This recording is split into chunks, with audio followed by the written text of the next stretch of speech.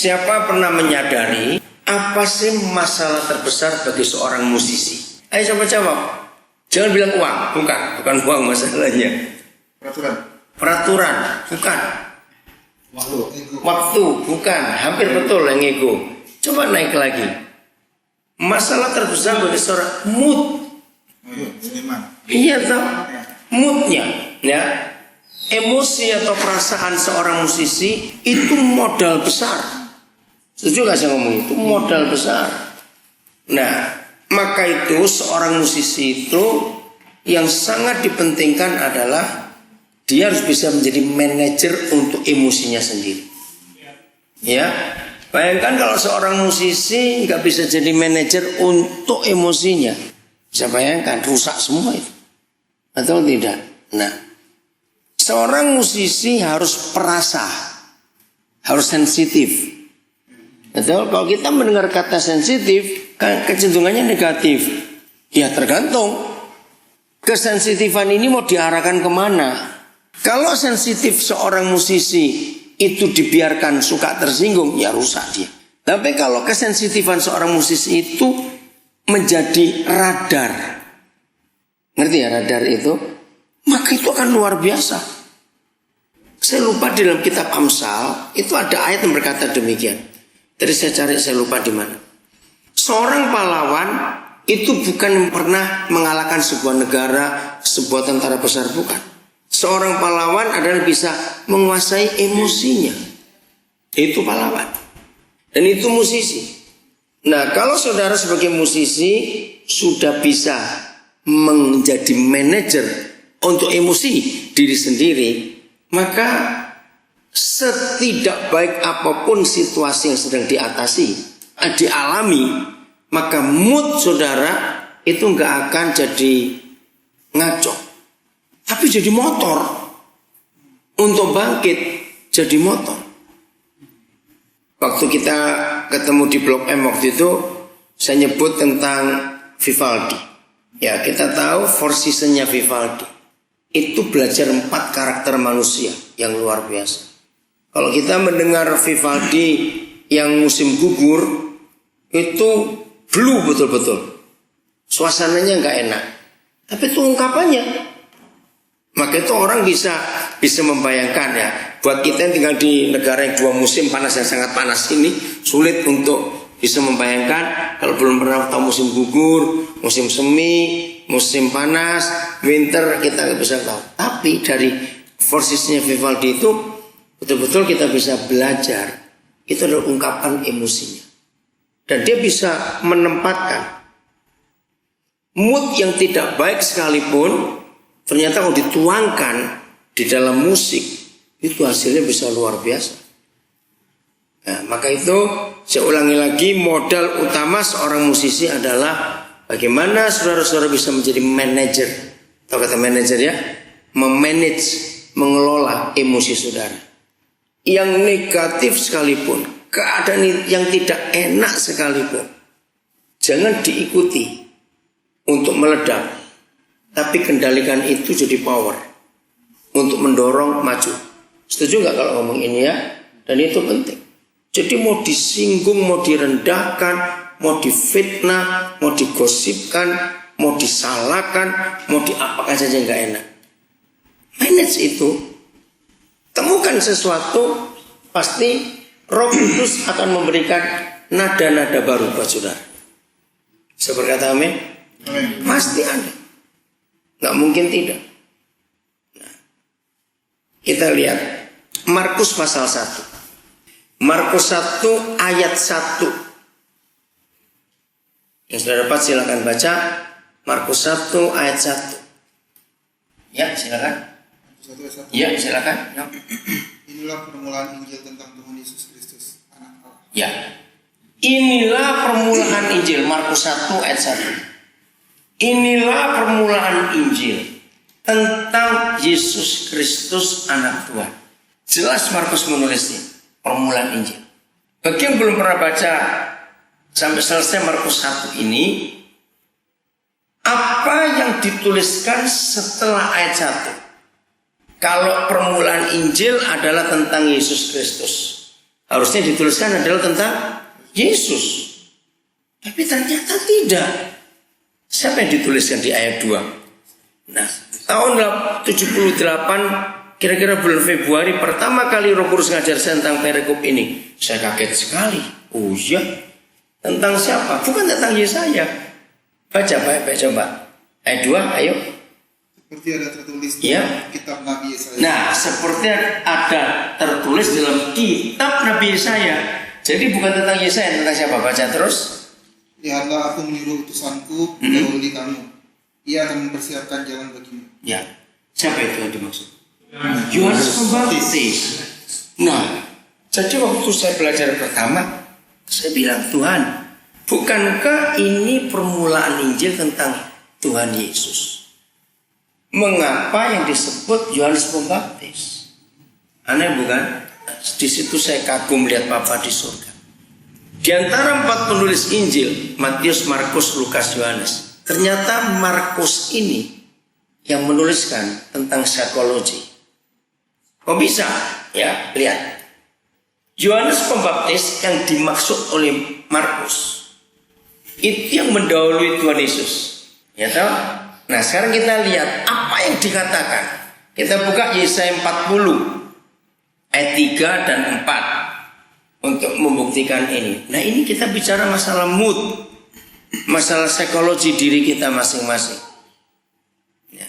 Nanti pada ujung pembicaraan kita, saya berikan dulu kesimpulannya.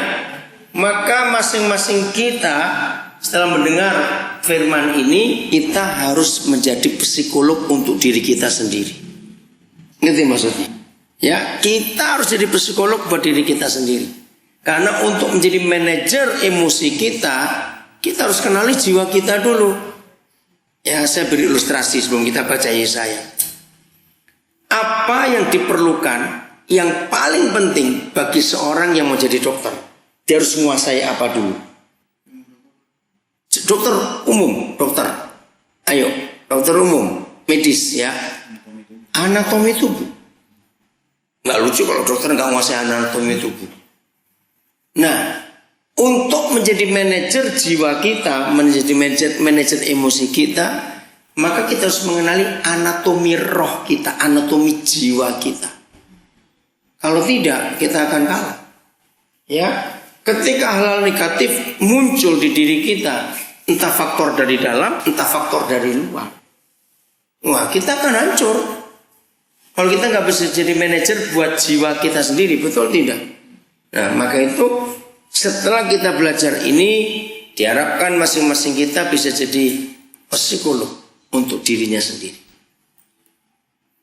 Dokter juga begitu, kalau dia ngerti anatomi tubuh manusia, berarti dia pun bisa ngerti tubuhnya itu ngalami apa, dan dia sudah tahu. Oke, silakan dibaca ayat 3 dan 4 Yesaya 40. Ayo, siapa aja? Boleh ya? Ada suara yang berseru-seru. Suara. Persiapkanlah di padang gurun jalan untuk Tuhan. Ya. Luruskanlah di padang belantara jalan raya bagi Allah kita. Itu ayat 3. 4. Setiap lembah harus ditutup. Setiap lembah harus ditutup. 2. Terus? Dan setiap gunung dan bukit diratakan. Gunung bukit diratakan. Yang ketiga, Tanah yang berbukit-bukit harus menjadi tanah yang rata. tanah yang berbukit-bukit harus jadi tanah yang rata. Keempat, Dan tanah yang berlekuk-lekuk menjadi dataran. ya. Saudara, inilah literatur tertua yang pernah ditemukan oleh manusia, ya. Literatur tertua yang pernah ditemukan oleh manusia tentang pembagian dasar 4 karakter manusia. Sanguin, melankolis, kolerik, pragmatis. Itu ayat ini. Hebat bukan Tuhan kita itu? Nah, jadi sampai hari ini dunia psikologi mengakui bahwa itulah 4 karakter dasar manusia. Nah, artinya begini. Inilah permulaan Injil tentang Yesus Kristus anak Tuhan. Ternyata Injil itu harus dimulai dengan pelayanan Yohanes Pembaptis. Memulihkan jiwa manusia. Setiap lembah harus ditutup. Lembah itu ke bawah atau ke atas?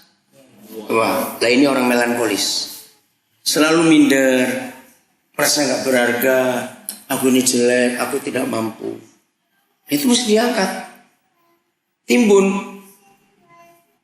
Yang kedua, setiap gunung dan bukit ya. Gunung dan bukit. Nah, ini sanguin. Orang sanguin itu berdebar-debar, orang sanguin itu ribut. Atau, nah, ada baiknya ada nggak baiknya. 4 mati ada baiknya ada nggak baiknya. Perlu untuk kita merendah supaya rendah hati. Tapi jangan terus dibawa dong. Nanti nggak bangkit-bangkit. Nah begitu pula yang kayak roller coaster, gitu. Ya, itu harus diratakan, nggak boleh. Yang ketiga apa? Tanah yang berbukit-bukit. Orang pelin-pelan, lihat ini pragmatis atau koler yang ini, nggak pernah tegas. Ya, diratakan juga. Yang lekuk, orang yang kecenderungannya lebih banyak ke penakut, apa yang nggak berani terbuka, banyak alasan yang dibuat nutupin diri semuanya itu. Nah, inilah 4 dasar karakter manusia harus dipulihkan. Sebetulnya kita itu bisa mengenali jiwa seorang pemusik itu dari warna musiknya. Betul enggak? Dari warna musiknya akan ketahuan orangnya jiwanya ke arah mana. Karena musik itu sungguh-sungguh luar biasa. Musik itu sebuah apa istilah saya? Sebuah hasil dari manusia yang tidak punya patokan. Kalau saudara belajar gamelan Jawa nggak punya pakem, ya karena bebas. Musik itu bebas, betul nggak? Nah, maka itu nggak ada orang yang bisa berkata ini salah, musik itu benar, nggak ada. Karena musik itu bebas kok. Siapa berkata benar, siapa bisa berkata salah, betul? Ini semua tergantung dari jiwa itu. Kalau kita baca mulai kitab Kejadian ya, terus khususnya awal-awal itu. Jadi apa di surga itu sejak awal dia itu sudah merindukan bumi ini, kehidupan ini harus diisi dengan musik. Setuju nggak? Waduh betapa indahnya kalau hidup itu diisi dengan musik. Saya sampai hari ini nggak bisa main musik. Padahal dulu pengen sekali, tapi nggak bisa. Saya pernah les gitar, gurunya yang capek karena saya nggak bisa maju-maju. Oke, tapi Roh Kudus itu memberitahu saya hal-hal yang luar biasa. Kalau kita menyebut keluarga, apa kata yang dipakai, keluarga apa yang menunjukkan keluarga itu indah, keluarga itu bahagia? Ini keluarga apa istilahnya? Harmonis. Harmoni, saya meneliti kata harmoni ini, itu tidak boleh digunakan untuk apa saja kecuali musik. Enggak boleh. Harmoni itu hanya untuk musik. Siapa tahu sejarah kenapa di Jakarta ada daerah harmoni? Ayo, siapa tahu sejarahnya kenapa di Jakarta ada daerah harmoni? Enggak ya? Nah, karena di ujung situ saya sudah dibongkar. Ada gedung opera zaman Belanda. Namanya Harmoni gedung itu. Itu jauh lebih indah daripada gedung kesenian Jakarta. Kalau kita lihat ya, itu dulu sejajar. Jadi istana apa itu rumah gubernur jenderal yang jadi istana negara sekarang. Nah, sebelah kirinya itu opera yang sekarang IKJ apa? Gedung kesenian Jakarta. Nah, sebelah sininya gitu khusus untuk musik. Namanya Harmoni. Saya dibongkar zaman itu bagus sekali. Kalau saya lihat fotonya zaman dulu. Nah, harmoni itu musik. Kenapa disebut harmoni? Ya langsung menunjuk kepada orkestra. Kalau kita lihat orkestra, itulah harmoni. Bayangkan puluhan alat musik yang berbeda bentuk, berbeda suara, berbeda cara memainkan, berbeda semuanya. Ada yang halus, biola, betul? Ada yang ribut, simbal dan perkusi yang lain. Tapi dengan satu tongkat kecil di tangan dirigen, harmoni nggak? Harmonis nggak? Padahal kalau dimainkan satu-satu, ini perang seharusnya. Karena nggak ada yang cocok. Ya toh, nggak ada yang cocok. Jadi waktu saya belajar tentang musik itu kagum pada Papa di surga. Dia itu pribadi yang luar biasa soal musik. Sangat mengagumkan. Nah, lalu apa hubungannya alat-alat musik yang berbeda bentuk, berbeda suara, berbeda memainkan, berbeda karakter, berbeda semuanya itu dihubungkan dengan keluarga? Harmonis. Yang sudah menikah harus ngerti ini, yang belum menikah harus jaga-jaga. Artinya, Tuhan tidak akan mengawinkan dua alat musik yang sama dalam satu rumah. Ngerti ilustrasi itu? Nanti main apa? Terus main apa? Selalu beda. Istilah yang lain, Tuhan tidak akan membuat pernikahan itu nada yang sama. Itu tidak mungkin. Gak bisa jadi lagu. Betul? Jadi kesimpulannya, pernikahan itu tidak akan ada yang cocok. Karena nadanya harus beda. Betul? Jadi yang sudah pacaran sampai 14 kali, jangan cari yang ke-15. Gak ada gunanya. Gak akan ketemu yang cocok, percaya. Nanti kalau kawin cocok namanya homo dan lesbi jadinya. Bukan begitu. Nah, ini kebenaran yang luar biasa yang Tuhan tunjukkan bahwa dahsyat sekali. Saya kumpulkan semua ayat-ayat tentang pernikahan di Alkitab, itu mengagumkan. Begini kesimpulan Papa di surga buat kita. Kalau saudara nekat, ngotot, memaksa menikah cari yang cocok, kawinlah dengan mayat. Itu kata Alkitab. Betapa radikalnya Tuhan. Karena memang gak ada yang cocok. Jadi harmoni itu justru dilahirkan dari ketidakcocokan. Kalau sama namanya seragam. Gak bisa. Musik itu gak bisa seragam. Betul tidak? Gak bisa sama sekali. Sering saya guyon kepada musisi-musisi yang lain. Jadi kalau kalian ingin menikah sebagai musisi yang lengkap, anaknya harus 6. Kan jadi 8 Papa Mama, jadi 1 oktav. 1 oktav nadanya. Wah, itu kalau di aransemen luar biasa. Rame lengkap. Kenapa? Di Papua tanah masih luas, jangan bingung. Punya anak 6 juga tidak apa-apa. Iya ya. Nah, terus yang indah lagi. Coba kalau kita lihat musik, ya. Apa nadanya kalau diberi titik di atas? Tinggi bukan? Ya. Nada ini ya, angka nada itu kalau diberi titik di bawah, dia jadi rendah. Di dalam kehidupan antara suami istri, saudara dengan bersaudara, kadang-kadang bisa ada yang tinggi salah satu, ada yang rendah. Jangan dipersoalkan. Karena dalam musik perlu dua-dua. Betul? Dalam musik perlu dua-dua. Tergantung bagaimana arrangernya memanage nada-nada yang miring. Kadang-kadang gak cuma tinggi, gak cuma rendah. Kadang-kadang miring. Minornya itu. Fa jadi fi. La jadi le. Betul? Nah, kalau ada yang miring-miring di sebelah kita, ngerti maksudnya? Banyak. Nah, itu jangan suruh lurus, biarin aja lagi miring. Ya, jadi nggak perlu yang mayor saja, kita perlu minor juga. Amin.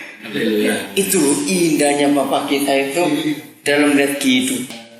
Nah, kalau kita renungkan sampai di bagian ini, berarti ada yang salah nggak nada itu? Walaupun miring, enggak ada. Tergantung arrangernya, tergantung dirigennya. Mau diapain yang miring ini tadi? Atau kalau kita bisa memasukkan yang miring itu di antara nada-nada itu, kalau kita dengar barengan, manis bukan? Walaupun miring. Maka itu kalau lagi miring jangan suruh sendirian, bahaya dia. Harus ada. Harus ada mayornya, harus ada yang lain, harus dilengkapi. Maka kalau kita setuju akan kebenaran ini, itu perlu nggak ada pertengkaran dalam hidup? Perlu nggak ada pertengkaran? Betul nggak?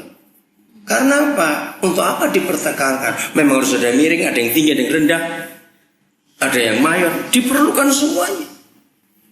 Amin. Ya sudah. Nah, kalau saudara sebagai musisi bisa memanage emosimu dengan hikmat dari Roh Kudus, tiap hari di hidup saudara semuanya akan melahirkan komposisi-komposisi yang baru, yang indah, yang nggak mungkin akan ditiru oleh yang lain, nggak mungkin. Bayangkan cuma 8 angka, 1 oktav, do re mi fa sol la si do. Sudah berapa miliar lagu yang digubah dan nggak ada yang sama. Hebat nggak kalau gitu pikir? Nah itulah kehidupan. Jadi kembali kepada Markus 1 dan Yesaya 40 tadi, apapun keadaan jiwa kita di tangan dirigen agung kita, itu jadi indah. Amin, itu jadi indah. Dia nanti akan kumpulkan nada-nada ini, alat musik ini, alat musik itu. Dan itu sangat hebat, sangat hebat. Nah, apa yang terjadi kalau kita membiarkan dirigen agung kita mengolah semua bentuk alat musik, semua nada yang berbeda-beda ini, seperti saya baca ayat 5. Ayat 5 Yesaya 40 itu bagus sekali di ayat 5-nya. Ya, saya baca boleh Yesaya 40 ayat yang kelima. Yesaya 40 ayat 5. Maka kemuliaan Tuhan akan dulu. Maka. Nah, kata maka ini penghubung antara ayat 34 ke ayat 5. Maka akibatnya, hasilnya, dampaknya, kalau Tuhan memulihkan jiwa kita yang macam-macam, yang aneh-aneh tadi, maka teruskan. Maka kemuliaan Tuhan, kemuliaan Tuhan terus akan dinyatakan. Akan dinyatakan. Bukankah ini yang ditunggu oleh bangsa-bangsa? Ya. Betul nggak? Ya. Kuasa kemuliaannya dinyatakan terus. Dan seluruh umat manusia akan melihatnya bersama-sama. Sudah selesai terima? Sungguh Tuhan sendiri telah mengatakannya. Saudara perhatikan kalimat terakhir. Sungguh. Itu artinya Papa itu meyakinkan kita semua. Sungguh. Kalau jiwa ini dipulihkan, ya psikologis kita, psikis kita itu dipulihkan, maka kemuliaannya akan nyata. Dan semua orang, gak sebagian orang, semua orang akan melihatnya. Dan Papa meyakinkan sungguh. Ini kalau terjadi itu luar biasa dampaknya. Sampai di sini saya itu menyimpulkan ya, bahwa pelayanan pendeta ya, atau penginjil itu dibandingkan dengan musisi, saudara itu lebih hebat. Sebab musik itu bisa masuk ke bagian hidup model apa saja. Betul tidak? Kalau pendeta kan masih dipikir-pikir dulu. Untuk masuk ke sini, masuk ke situ kan masih sulit. Nah lewat saudara. Maka itu jadilah manajer emosi sendiri. Kendalikan dia, atur dia, kuasai dia. Supaya emosi tidak mengendalikan kita. Setuju nggak? Karena kalau sampai emosi mengendalikan kita, wah, jadi musiknya musik gambreng. Betul nggak? Atau jadi musik apa itu? Nah, jadi Tuhan ingin memakai emosi para musisi untuk mencapai target yang Tuhan sendiri sudah lama rindukan.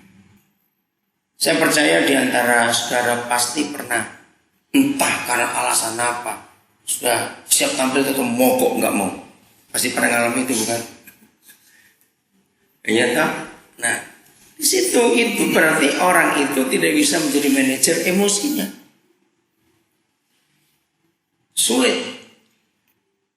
Maaf, tadi saya lihat ada Rottweiler di situ tadi. Kalau saya disuruh milih di antara semua anjing, saya tuh lebih suka Rottweiler. Kenapa? Karakter Rottweiler itu adalah bukan disiplin, bukan tegas. Dia itu konsisten. Rottweiler itu jujur artinya. Ya memang begitu. Nah, kalau kita bisa dekati dia, wah dia itu jadi anjing yang luar biasa. Banyak orang berkata, wah dia ganas, memang dia ganas. Tapi tergantung bagaimana kita dekati dia. Nah, seperti itu. Maaf saya ngomong, mengendalikan anjing galak itu jauh lebih mudah daripada mengendalikan musisi lagi ngambek. Maaf. Setuju ngomong ini? Aduh, ini kalau musisi sudah ngambek, tidak bisa dikendalikan. Ngasih duit berapa aja sudah nggak akan mau terganggu itu. Kecuali musisi yang memang hidupnya karena duit lain. Ngambek kelihatan duit besar ya, bangun lagi. lain.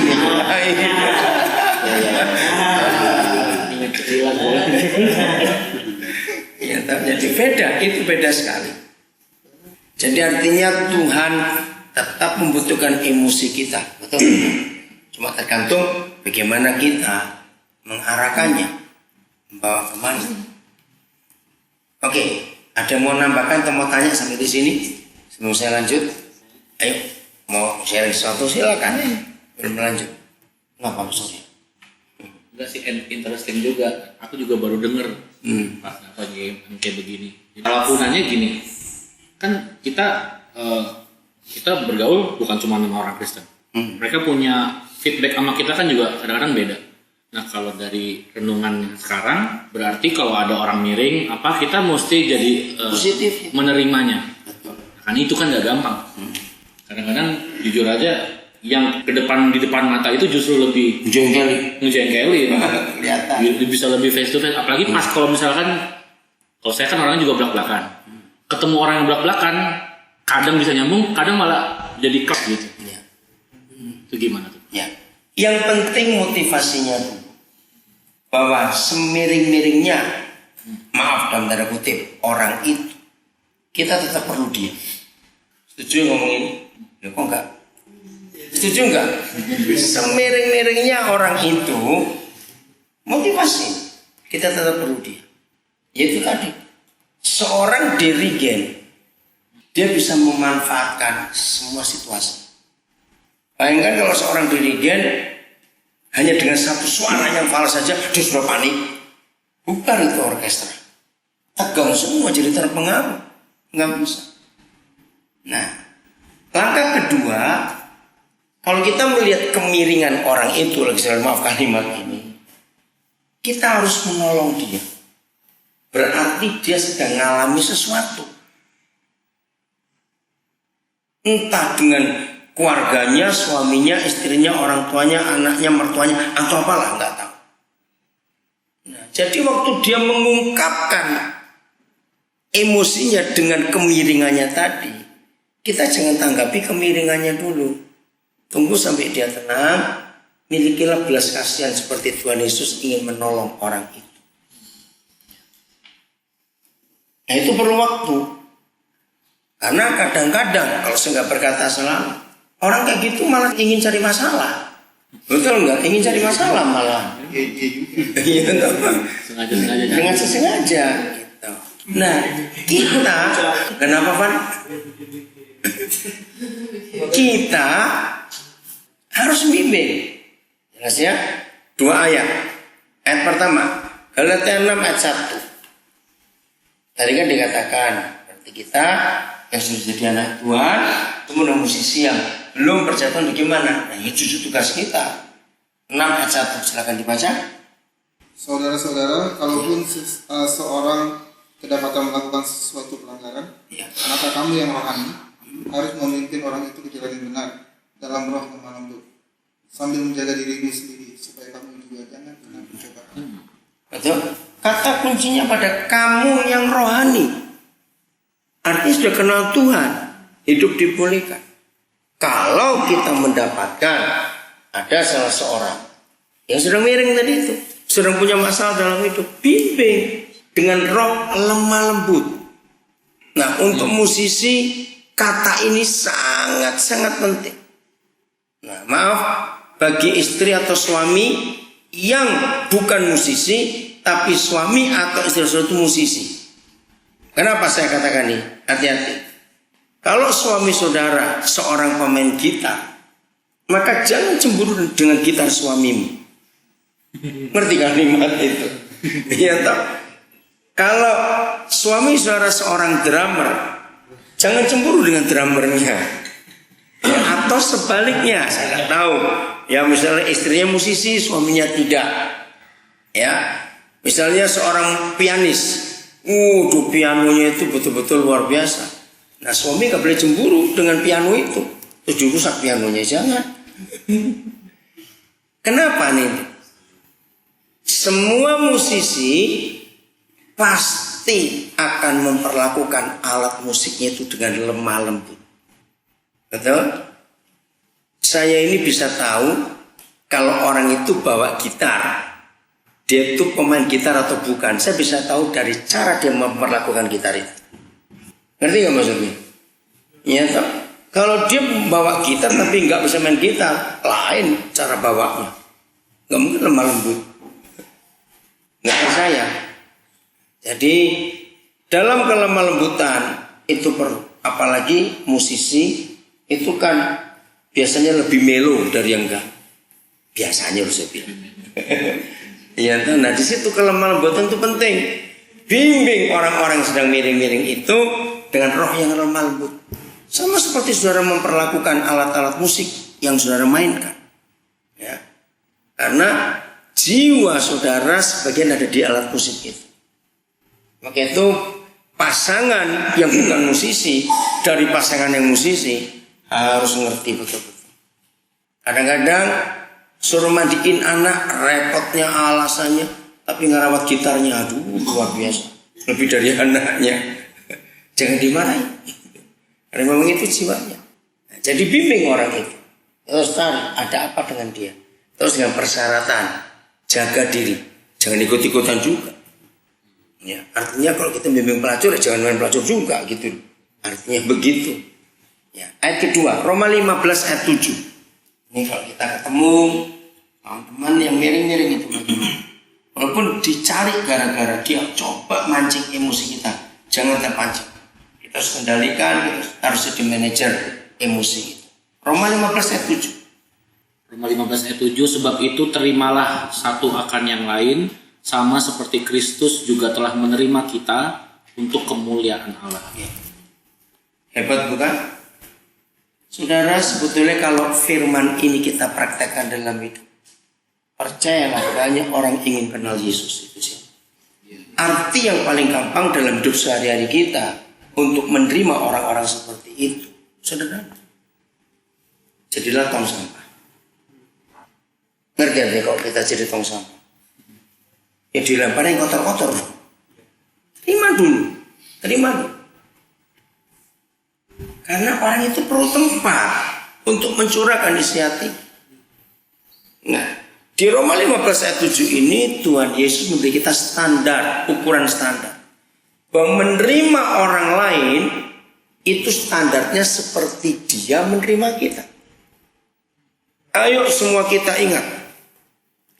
Pertama kali Tuhan menerima kita, posisi kita, keadaan kita, kondisi kita itu seperti apa, baik atau buruk. Dia terima kita. Ayo, baik atau buruk? Bau atau tidak bau? Istilahnya. Nah, jadi waktu dia menerima kita pertama kali, kita lagi kacau banget. Hidup gak karu-karuan. Nah, itu standarnya. Apakah Tuhan Yesus memberi kita persyaratan? Misal gini, saya lagi ngaku dosa Tuhan, saya berzina Tuhan, saya membunuhnya, saya minta ampun. Enggak mungkin Tuhan Yesus berkata, Daniel aku ampuni kamu, tapi percobaan 3 bulan ini. Itu enggak. Dia terima kita apa adanya. Nah seperti itu. Saudara, ternyata kalau saudara belajar psikologi, saudara akan tahu. Kebutuhan dasar seorang manusia bukan makanan, bukan pakaian, acceptance, penerimaan. Betul nggak? Itu kebutuhan dasar. Ayo kita perhatikan hukum ini. Maka itu kalau hati kita seluas hati Yesus, artinya seluas itu, bisa menerima orang model apa saja. Itu yang dunia butuh. Nah, justru dari pertanyaan tadi, saudara sebagai musisi akan menyelamatkan gampang sekali musisi-musisi yang sedang bingung dengan emosinya sendiri. Betul nggak? Bingung. Maka itu kalau ada musisi seperti itu dan dia bisa merasa nyaman kalau ikut saudara, itu sudah keselamatan buat dia. Betul nggak? Berarti kan dua hal ini, manusia itu kan cari tempat untuk bisa nitipkan rahasia hidupnya. Ngerti kalimatnya? Betul nggak? Nah, kalau saudara bisa mewakili Tuhan di dunia ini, dan harusnya begitu kita anak-anaknya mewakili Bapa di surga, bisa menjadi safety box, artinya untuk rahasia orang-orang itu. Karena begitu orang itu bisa menitipkan rahasianya kepada seseorang dia percaya, hidupnya lega luar biasa. Betul nggak? Dia lega sekali. Dan akhirnya dia rasa nyaman. Rasa hidup itu beban. Berat beban itu. Yang kedua, rasa bersalah.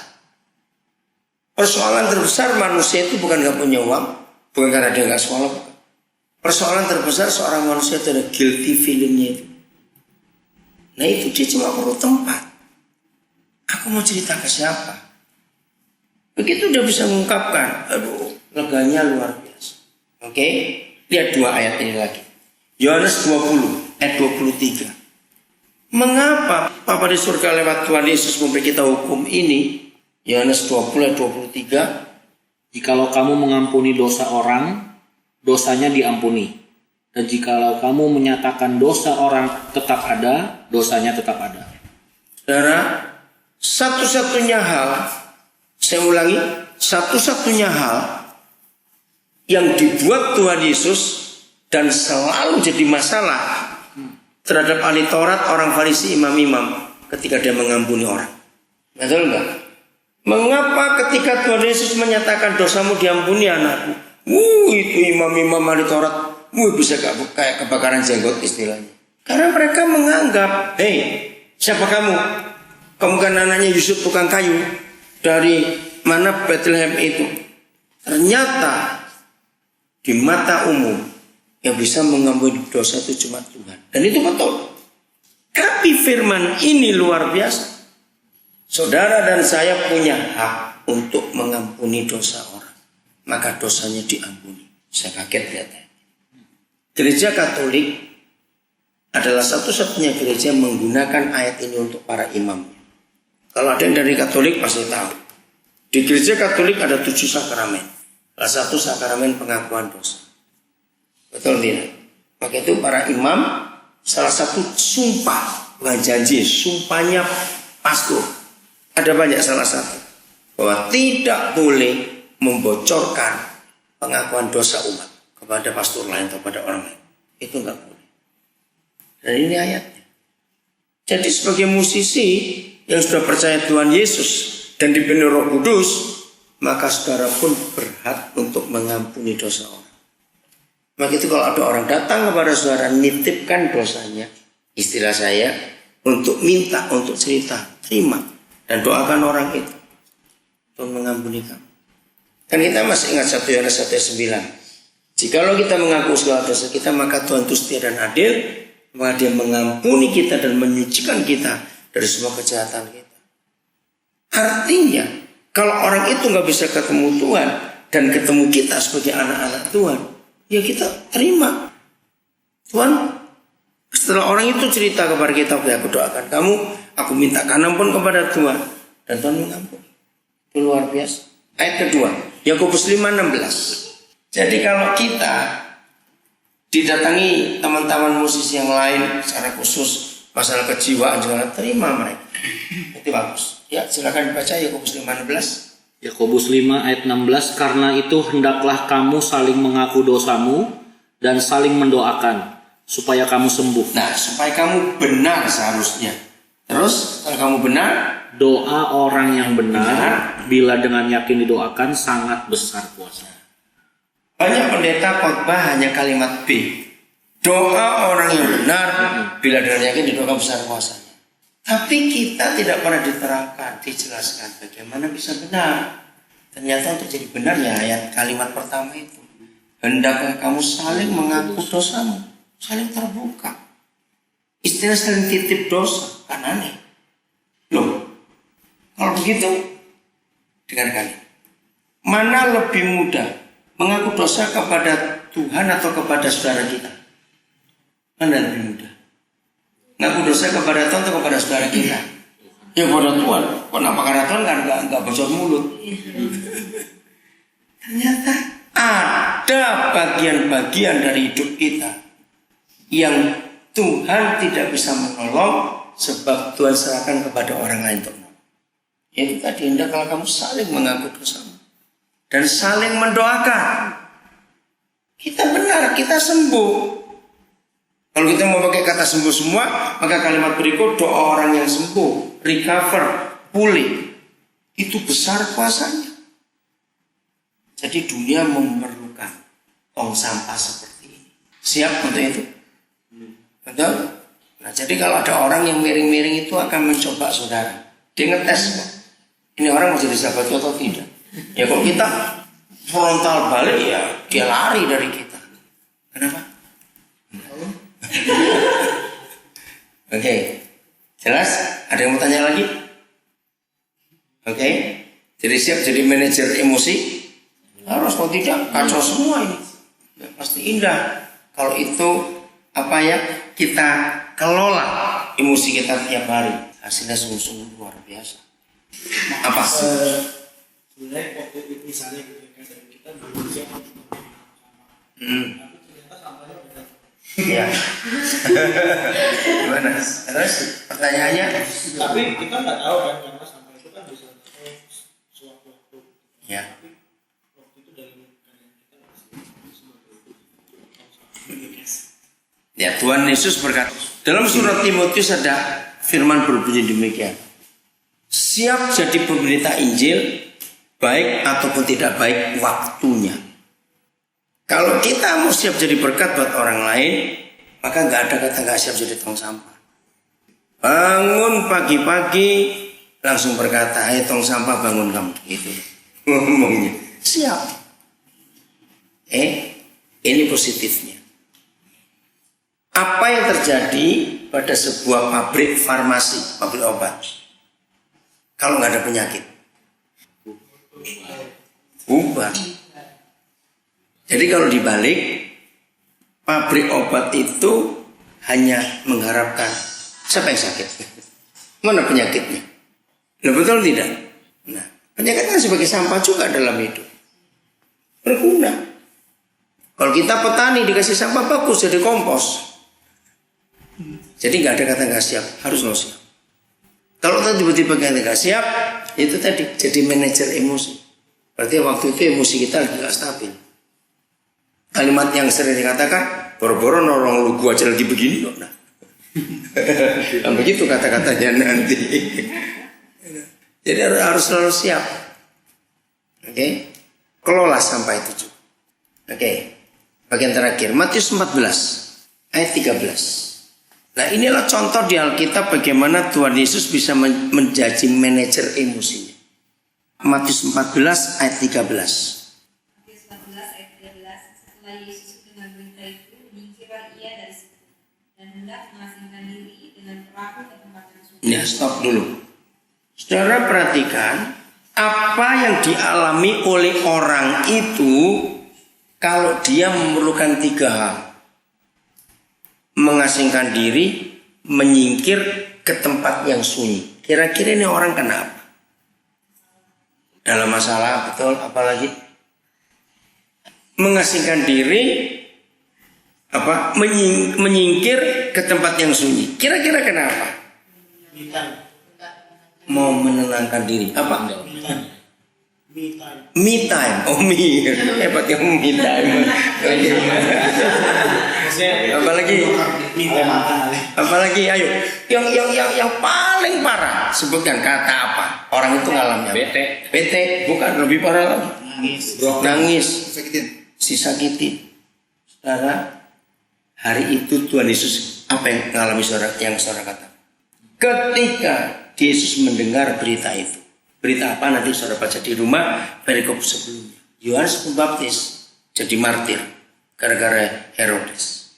Ternyata Yesus tergoncang, syok, dia terpukul, dia nggak bisa terima keadaan itu. Jadi bisa menerima nggak tong sampah bekerja? Nggak bisa, emosinya lagi nggak karuan. Tapi lihat kalimat berikut. Setelah itu apa? Sebelum ayat 14-nya ada kan? Sudah habis 13 sudah habis? Oh belum. Nah coba lihat. Tetapi orang banyak mendengarnya. Nah terus? Dan mengikuti dia dengan mengambil jalan darat dari kota-kota mereka. Okay. Jadi sempat tenang nggak? Sempat diam nggak? Enggak. Orang banyak dengar ayat 14. Nah saudara, ini penting ayat 14. Silakan dibaca. Ketika Yesus mendarat, ia melihat orang banyak yang besar berjamaah. Maka tergeraklah hatinya oleh belas kasihan kepada mereka, dan ia menyembuhkan mereka yang sakit. Ya. Saya beri pertanyaan dulu sebelum kita melihat ayat ini.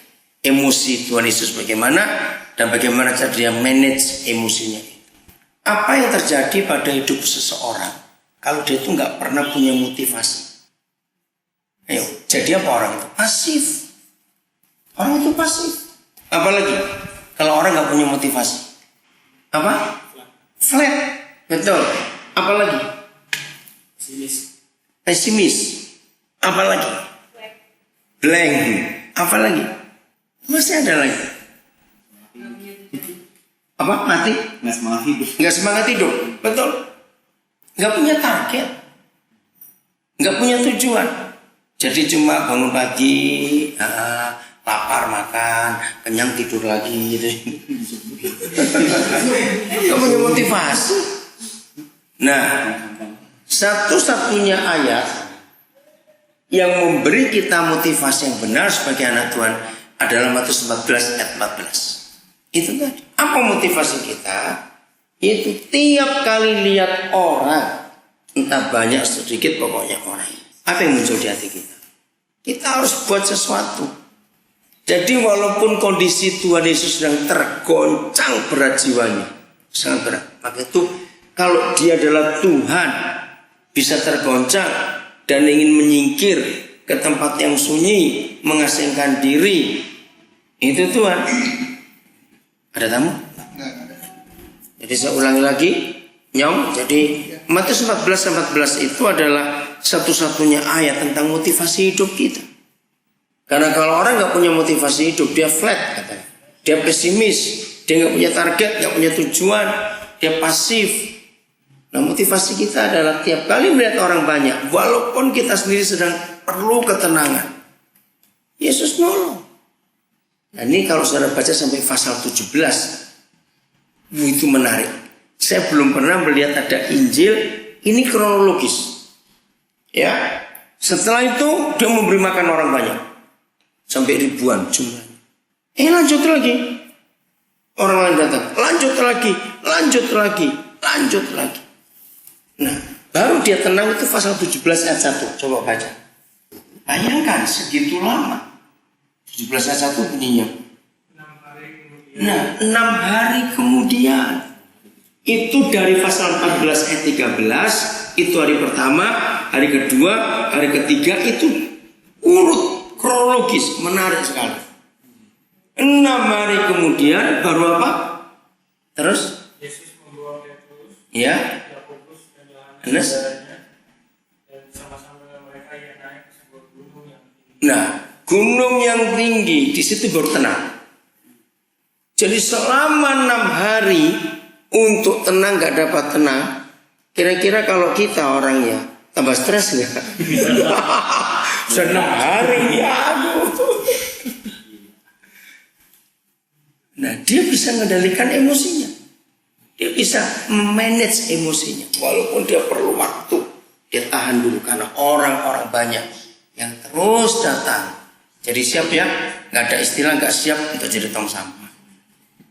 Karena kita belajar dari Tuhan Yesus, bagaimana cara dia mengendalikan emosinya, memanage emosinya. Jelas? Ada lagi seorang? Ya, jadi mulai hari ini nggak boleh ada pemain musik ngambek. Moodku nggak baik. Awas bilang begitu. Kalau Tuhan perlu harus. Amin. Apa lagi? Ada? Nah, itu lain lagi. Kalau Roh Kudus mengingatkan, bukan menuduh. Ya. Kalau Roh Kudus mengingatkan, ada kesalahan yang kita belum bereskan, ya cepat bereskan. Jangan dibiarkan lama-lama, supaya kita segera jadi berkat buat orang lain. Sama seperti pemain musisi. Kalau tahu emosinya begitu, jangan diterus-teruskan, rugi dong. Padahal kita bisa jadi berkat. Ya, kalau Roh Kudus mengingatkan ada salah, ya cepat mengaku, minta ampun. Tuhan, aku mau berubah. Jalan lagi. Jelas? Ayat terakhir, Filipi 2:21. Dan biarlah ayat ini menolong kita untuk apa saja yang kita buat, selalu kita menanyakan ini. Silakan dibaca, Filipi 2:21. Filipi 2:21. Sebab semuanya mencari kepentingannya sendiri, bukan kepentingan Kristus Yesus. Nah, ini masalah. Atau sebenarnya ketika semua kita sibuk mencari kepentingan kita sendiri, otomatis kepentingan Tuhan Yesus terbengkalai. Ditanya, tiap kali suara main musik, tanya ini untuk kepentingan siapa? Harus ditanyakan. Ya, selalu begitu. Sering dikit, bagian terakhir ini, seniman yang benar, walaupun hasil lukisannya, hasil karyanya itu laku sekian miliar. Yang benar ini. Mau nggak dia buat yang sama lagi dan harganya juga sama juga? Kalau dia mau, ya ini amatir namanya. Nggak benar, dia nggak murni sebagai seniman. Maka itu tiap kali saudara buat apa saja, tanyakan ini untuk kepentingan siapa? Penting. Seorang suami, berarti dia sudah menikah, dan orang tua masih hidup. Apa yang terjadi pada istrinya kalau suami ini selalu mewakili orang tuanya? Untuk apa saja? Ngerti nggak pertanyaannya? Kira-kira istrinya jadi apa? Jengkel, marah, apalagi? Ya jadi pembantunya. Ini masih anak mama. Ngerti ilustrasi ini? Jadi apapun yang kita buat, kita harus tanyakan, aku mewakili siapa? Kita bersyukur selama 70 tahun Indonesia merdeka, baru ada satu pejabat namanya Ahok, tidak mewakili partai. Nah, rusaknya Indonesia itu kan karena para pejabat ini mewakili partai. Nah, terus partai-partai yang ada anggota partainya punya posisi penting, wah itu jadi mesin ATM, betul nggak? Maka itu awal-awal Jokowi jadi presiden kan dia dilema betul, sampai jadi ejekan di dunia maya itu, ya karena dia bingung. Ini partai, ini negara, ini rakyat, ini konstitusi, sudah bingung. Maka itu tindakan Ahok betul. Sebelum apa-apa dia keluar dulu, supaya nggak jadi mesin ATM untuk partainya. Nah, saudara, inilah contoh. Semua pejabat gubernur, wali kota, bupati yang tidak mewakili keluarganya dan partainya, tapi mewakili rakyat, justru mereka itu yang jarang korupsi. Kalau saya berkata nggak korupsi, betul nggak? Tapi yang sering korupsi, ya karena ada orang-orang di belakangnya ini yang harus terima upeti. Itulah contoh yang jelas. Maka itu saudara musisi, yang mana jelas karena Tuhan saudara punya keahlian itu. Nah, sekarang untuk siapa? Kepentingan siapa? Oke ya, Tuhan memberkati kita semuanya.